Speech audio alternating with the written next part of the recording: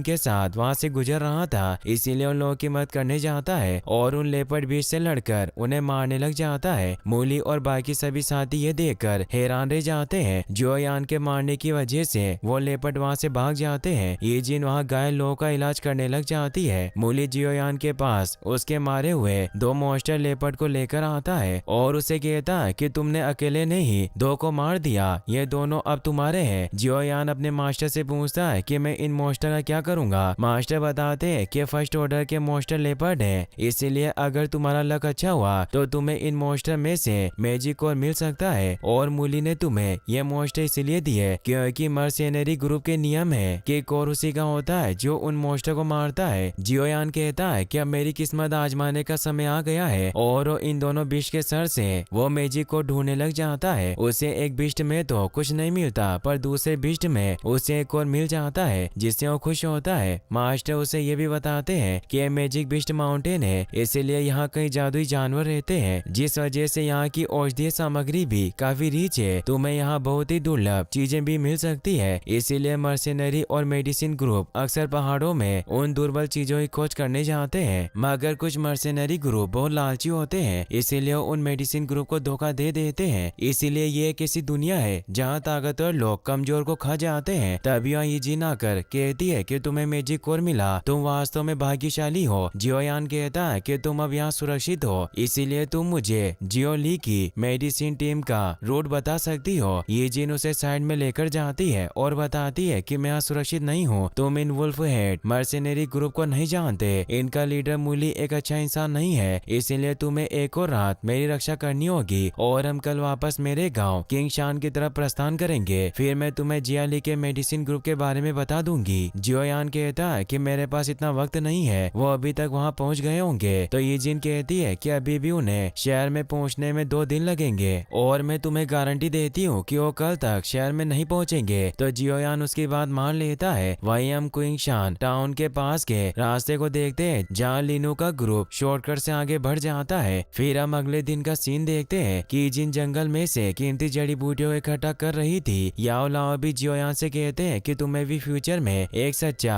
Pharmacist बनना होगा, इसलिए तुम्हें जड़ी बूटियों के बारे में जानकारी होनी चाहिए। और उसे एक बैंगनी पत्ते वाले पौधे के बारे में बताते हैं कि इसे पानी में भिगोने से खांसी से राहत मिलती है, मगर ये बहुत आम है क्योंकि ये आसानी से बाजार में मिल जाता है। जियोयान अपने मास्टर से कहता है कि क्या आप मेरे साथ मजाक कर रहे हैं, मुझे कोई अच्छी दवा बताएं। तो जियांग को रियल मेडिसिन के बारे में बताते हैं जिसे जियांग जड़ से बाहर निकाल लेता है और इस पौधे का नाम हुआंग लियांग जिंग होता है जो एक लो ग्रेड मटेरियल था जिसे मेडिसिन को रिफाइन करने के लिए यूज किया जाता था। जियोयान उस पर लगे हुए टुकड़े को हटाता है तो उसमें से रोशनी निकलती है। मास्टर से बताते हैं कि रक्त कमल सार है जो बहुत रेयर है। तुम वास्तव में बहुत भाग्यशाली हो क्योंकि जब तुम एक्सपर्ट बनोगे तो यह तुम्हारे बहुत काम आएगा और तुम इसे अपने पास रख लो ताकि मूली इसे ना देख सके। जियोयान देखता है कि जेन मूली के ग्रुप से दूर जा रही है, इसीलिए उसे कुछ समझ नहीं आता। तभी मूली जियोयान के पास आता है। वो कहता है कि तुम्हारा यीजियन के साथ अच्छा रिलेशनशिप है और अगर तुम चाहो तो तुम हमारे वुल्फ हेड मर्सिनरी ग्रुप में शामिल हो सकते हो और मैं तुम्हें डायरेक्ट कैप्टन बना दूंगा। जियोयान उसे थैंक्स कहता है कि मैं इसके बारे में विचार करूंगा। तो मूली वहाँ से चला जाता है। वहीं हम यीजिन को देखते हैं जो एक पहाड़ के पास कुछ ढूंढ रही होती है। तब यहाँ यीजिन आ जाता है तो यीजिन उसे चुप रहने को कहती है और बताती है कि किसी को पता नहीं चलना चाहिए कि हम यहाँ हैं। फिर उसे कहती है कि यहाँ इस चट्टान के नीचे एक गुफा है जिसमें खजाना होना चाहिए, मगर मुझे इसके एंट्रेंस पर रॉक स्नेक के निशान मिले जो इस गुफा की रखवाली करता है, इसलिए मेरी नीचे जाने की हिम्मत नहीं हुई क्योंकि मैं उससे नहीं लड़ सकती। जियोयान कहता है कि तुम कहना क्या चाहती हो। तो यीजिन बताती है कि हम साथ में उस गुफा में चलेंगे और जो कुछ भी हमें मिलेगा हम उसे आपस में बांट लेंगे। तो जियोयान उससे कहता है कि मुझे इसमें कोई दिलचस्पी नहीं है, पहले तुम्हें मुझे मेडिसिनल टीम का रूट बताना होगा। यीजिन उसे कहती है कि तुमने कब से एक ही रट लगा रखी है, क्या तुम्हें मेरी फिक्र नहीं है। तो यान कोई जवाब नहीं देता।